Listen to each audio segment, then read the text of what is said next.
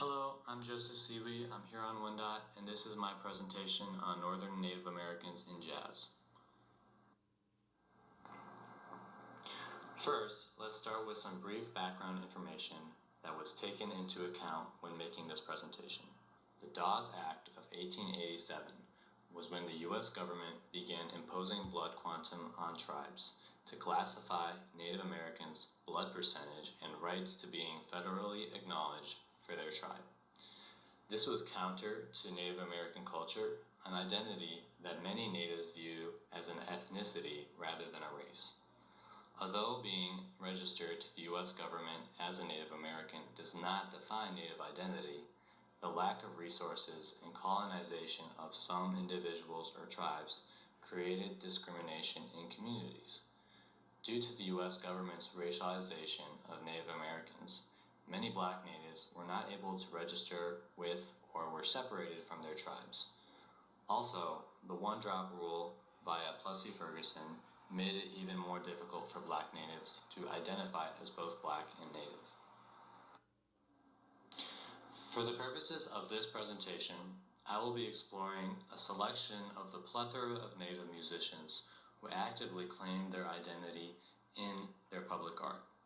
However, it should be known that a huge portion of music artists from the jazz music diaspora are Native American or have Native American ancestry, such as Charlie Parker, James Brown, Dave Brubeck, Erykah Badu, Charles Mingus, and Miles Davis. Because of the tendency of Native culture to be passed orally, as well as the protective measures that have been taken to preserve the Native identity, it would be ignorant to dismiss that Native identity, as well as music, is tied to American music more than we will ever realize. As Robbie Robertson of the band recalls his mother telling him, "Be proud you're an Indian, but be careful who you tell." Though it is difficult to point to specific, unique Northern Native American musical elements that can be found in what we call jazz, one of the possible relations is powwow drumming. Native bassist Oscar Pettiford theorized what he called an influence of Indian rhythm on jazz, and people like Cherokee jazz saxophonist Sherelle Cassidy reaffirm that belief today. In a PBS interview, Cab Calloway's grandson, Chris Calloway Brooks, cites Calloway as having instructed his drummers, such as Cozy Cole, on incorporating Native American elements into his band's swing style, specifically when feathering the bass drum. Don Poland was a pianist best known for his work with Charles Mingus, and at the end of his career, he explored a jazz relationship with a variety of indigenous music in his solo work, his last work being the album Sacred Common Ground, which attempted to fuse powwow music with his small group playing. Although this album isn't particularly well known, it is an interesting exploration of the relationship of rhythmic feel between powwow music and jazz.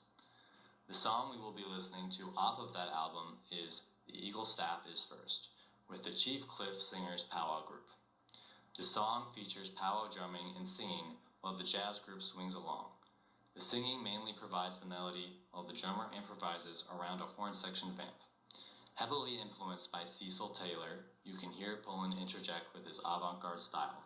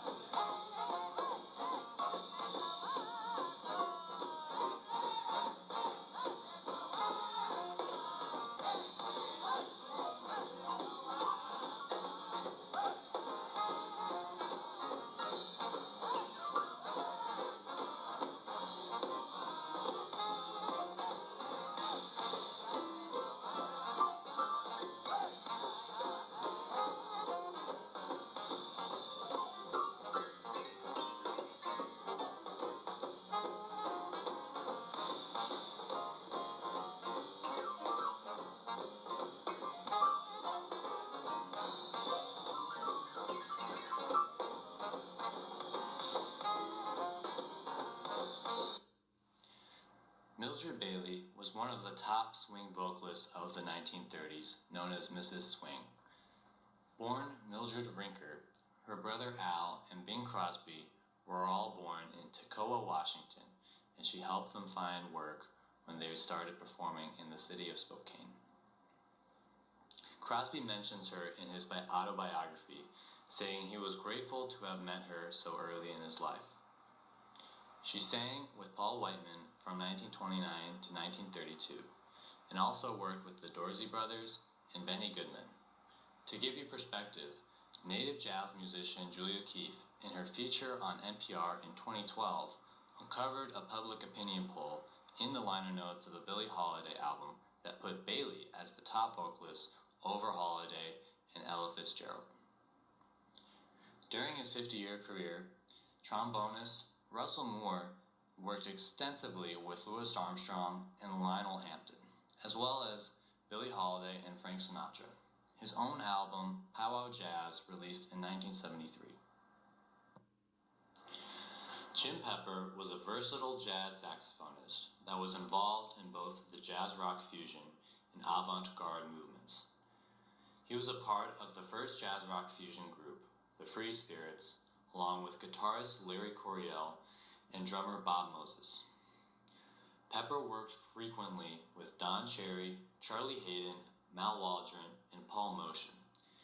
Cherry, along with Ornette Coleman, encouraged that Pepper incorporate his native identity into his music.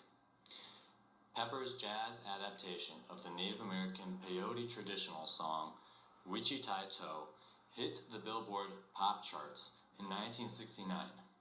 The song was recorded by many, from the band Oregon, Jan Garbarek, and Don Cherry, to Yes, Keith Moon, and the Supremes. Pepper's solo career went on to consist of a number of albums dedicated to his unique fusion of Native American music and jazz.